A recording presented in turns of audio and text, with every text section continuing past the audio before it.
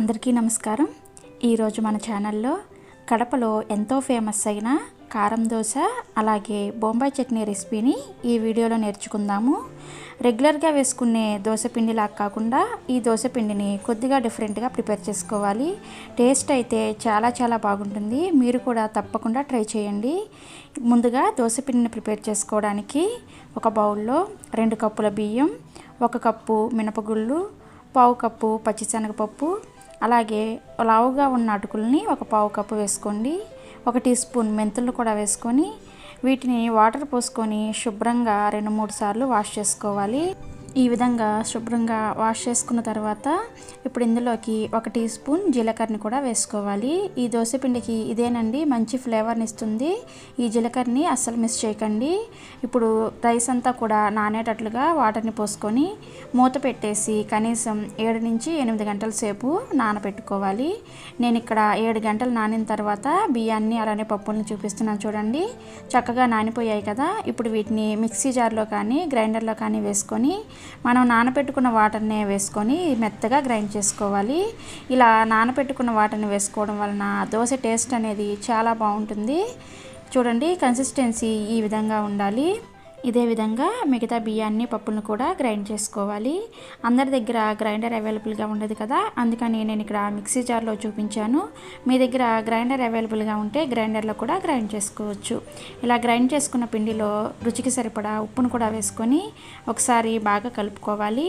నేను ఇక్కడ పింక్ సాల్ట్ని యూస్ చేశాను, అందుకనే కలర్ ఆ విధంగా ఉందన్నమాట. ఒకసారి అంతా కలుపుకున్న తర్వాత పిండి అనేది బౌల్కి నిండుగా ఉంది కదా, మనం దీన్ని నైట్ అంతా పులై పెట్టుకోవాలి. అందుకోసం నేను ఈ పిండిని సగం వరకు వేరొక బౌల్లోకి తీసుకుంటున్నాను. ఎప్పుడైనా సరే మనం పిండిని పులై పెట్టుకునేటప్పుడు బౌల్కి కేవలం సగం వరకు ఉండేటట్టుగానే చూసుకోవాలి, లేదంటే అది మరుసటి రోజు ఉదయానికి పొంగి కింద పోతుందన్నమాట. నేను ఇక్కడ నైట్ మొత్తం ఉంచేసిన తర్వాత నెక్స్ట్ డే మార్నింగ్ చూపిస్తున్నాను చూడండి. పిండి చక్కగా పొంగింది కదా, ఇలా పొంగితే మనకి దోశ అనేది చక్కగా వస్తుంది. ఇప్పుడు ఇందులో నుంచి మనకు అవసరమైనంత పిండిని తీసుకొని మిగిలిన పిండిని ఫ్రిడ్జ్లో పెట్టుకొని 3-4 రోజుల పాటు వాడుకోవచ్చు. నేనైతే ఇక్కడ ఈ బౌల్ని ఫ్రిడ్జ్లో పెట్టేసుకొని వేరొక బౌల్లో ఉన్న పిండిని యూజ్ చేసుకుంటున్నాను. మనం ఆల్రెడీ ఇందులో సాల్ట్ని వేసేసాం కదా, సాల్ట్ వేయని అవసరం లేదు. అవసరమైతే కొద్దిగా వాటర్ని వేసుకొని పిండిని ఈ విధంగా ప్రిపేర్ చేసుకొని పెట్టుకోవాలి. ఇప్పుడు కడప కారం దోశ మీద వేసుకోవడానికి పుట్నాల పొడి అనేది చాలా ఇంపార్టెంట్ అండి. ఒక మిక్సీ జార్లో పావు కప్పు పుట్నాల పప్పు అలాగే పావు టీ స్పూన్ ఉప్పును కూడా వేసుకొని గ్రైండ్ చేసుకొని ఒక బౌల్లోకి వేసుకొని పెట్టుకోండి. ఈ కారం దోశ మీద ఈ పుట్నాల పొడి అనేది చాలా ఇంపార్టెంట్ అండి. ఇది వేసుకుంటేనే టేస్ట్ అనేది చాలా బాగుంటుంది. అలాగే దీంతో పాటుగా ఎర్రకారం అనేది కూడా మస్ట్ అండి. ఈ ఎర్రకారాన్ని ప్రిపేర్ చేసుకోవడానికి నేను ఇక్కడ ఒక 10 నిమిషాల ముందు ఒక 8 ఎండుమిర్చిని తీసుకొని వాటర్లో నానబెట్టి పెట్టుకున్నాను. ఈ ఎండుమిర్చిని మిక్సీ జార్లో వేసుకొని ఇందులో ఒక పెద్ద ఉల్లిపాయ ముక్కలుగా కట్ చేసుకొని వేసుకోవాలి.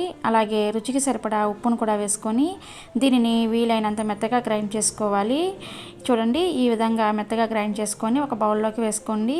మనకిప్పుడు దోశ మీద వేసుకోవడానికి పుట్నాల పొడి అలాగే ఎర్రకారం అనేది రెడీ అయిపోయింది. ఇది చాలా స్పైసీగా ఉంటుందండి. ఇప్పుడు ఈ రెండింటిని పక్కన పెట్టుకొని ఈ దోశకి కాంబినేషన్గా బొంబాయి చట్నీని ప్రిపేర్ చేసుకుందాము.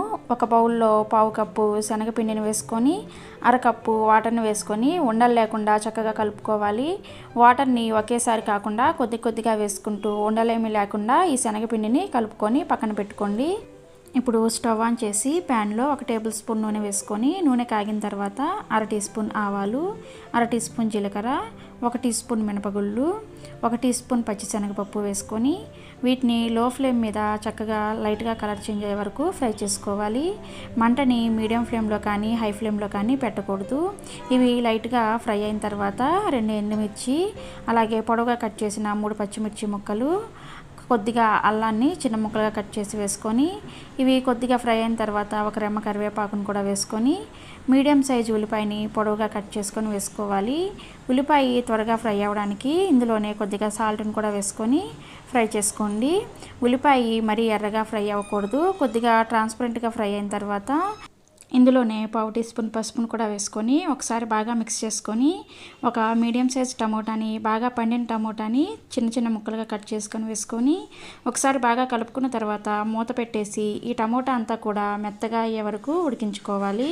టమోటా అనేది ఎంత సాఫ్ట్గా అయితే మనకి బొంబాయి చట్నీ అనేది అంత టేస్ట్గా ఉంటుంది. చూడండి, 2 నిమిషాలు ఇలా మగ్గించుకున్న తర్వాత టమోటా అనేది సాఫ్ట్గా అయిపోయింది కదా. ఇలా సాఫ్ట్గా అయిన తర్వాత ఇప్పుడు ఇందులోకి 1.5 కప్పుల వాటర్ని యాడ్ చేసుకోవాలి. మనం ఆల్రెడీ శనగపిండి కలిపేటప్పుడు అరకప్పు వాటర్ని యూస్ చేసాం కదా, టోటల్గా 2 కప్పుల వాటర్ని వాడుతున్నాం అన్నమాట. వాటర్ని వేసుకున్న తర్వాత ఒకసారి బాగా కలుపుకొని ఇప్పుడు మూత పెట్టేసి ఒక 5 నిమిషాల పాటు ఈ వాటర్ని బాగా మరిగించుకోవాలి. 5 నిమిషాల తర్వాత మూత తీసి చూస్తే మనకి ఉల్లిపాయ అంతా కూడా ఈ వాటర్లో సాఫ్ట్గా ఉడికి ఉంటుంది. ఇలా ఉడికిన తర్వాత మనం ముందుగా కలిపి పెట్టుకున్న శనగపిండి వాటర్ని ఒకసారి మరలా మిక్స్ చేసుకొని ఇందులోకి యాడ్ చేసుకోవాలి. ఇలా యాడ్ చేసేసుకొని కంటిన్యూస్గా కలుపుకుంటూ కనీసం 2 నిమిషాల పాటు దీన్ని ఉడికించుకోవాలి. మీరు కంటిన్యూగా కలుపుకుండా ఉండారంటే ఇది ఉండలు కట్టేస్తుంది అనమాట. అందుకని ఈ విధంగా చక్కగా కలుపుకుంటూ ఉడికించుకోవాలి. 2 నిమిషాలు ఇలా ఉడికించుకున్న తర్వాత ఒకసారి సాల్ట్ని చెక్ చేసుకొని సాల్ట్ సరిపోకపోతే ఈ స్టేజ్లో మీరు సాల్ట్ని యాడ్ చేసుకోవచ్చు. నాకు ఇక్కడ కొద్దిగా సాల్ట్ తక్కువైంది, అందుకని సాల్ట్ని యాడ్ చేసుకున్నాను. సాల్ట్ని కూడా వేసుకున్న తర్వాత ఒకసారి బాగా కలుపుకొని ఇప్పుడు మరలా మూత పెట్టేసి లో ఫ్లేమ్లో మూత పెట్టుకొని మరొక 2 నిమిషాల పాటు దీన్ని ఉడికించుకోవాలి. 2 నిమిషాల తర్వాత మూత తీసి చూడండి, మనకి బొంబాయి చట్నీ అనేది రెడీ అయిపోతుంది. కన్సిస్టెన్సీ అనేది కొద్దిగా ఈ విధంగా పలుచగానే ఉండాలి. ఇది చల్లగా అయ్యే కొద్ది కొద్దిగా గట్టిపడుతుంది అనమాట. చివరిగా ఇందులో సన్నగా తరిగిన కొత్తిమీరను కూడా కొద్దిగా వేసుకోండి. నేను కొత్తిమీర వేసిన క్లిప్ అనేది ఇక్కడ మిస్ అయిందనమాట. కొత్తిమీర వేసుకొని కలుపుకున్న తర్వాత 1 టీ స్పూన్ నిమ్మరసాన్ని కూడా వేసుకొని కలుపుకున్న తర్వాత స్టవ్ ఆఫ్ చేసేసుకొని మూత పెట్టేసి పక్కన పెట్టుకున్నామంటే మనకి బొంబాయి చట్నీ అనేది రెడీ అయిపోతుంది. ఇప్పుడు మనం ఎర్రకారాన్ని ప్రిపేర్ చేసుకున్నాం, అలాగే పప్పుల పొడిని ప్రిపేర్ చేసుకున్నాం, బొంబాయి చట్నీని కూడా ప్రిపేర్ చేసేసుకున్నాము. ఇక ఆలస్యం చేయకుండా దోశను వేసేసుకోవడమే.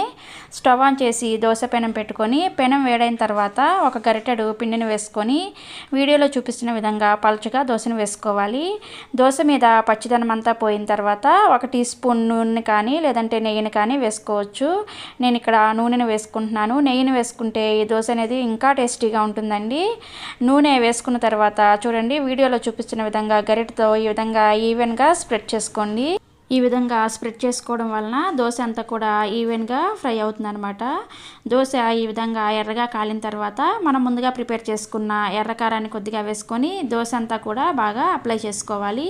తర్వాత మనం ముందుగా ప్రిపేర్ చేసుకున్న పుట్నాల పొడిని కూడా వేసుకొని గరిటెతో ఒకసారి బాగా ఈ విధంగా మిక్స్ చేసుకొని ఒక 30 సెకండ్స్ పాటు దీన్ని ఫ్రై చేసుకున్న తర్వాత ఫోల్డ్ చేసుకొని సర్వ్ చేసుకోండి. అంతేనండి, ఎంతో టేస్టీగా ఉండే కడప ఫేమస్ కారం దోశ రెడీ అయిపోయినట్లే.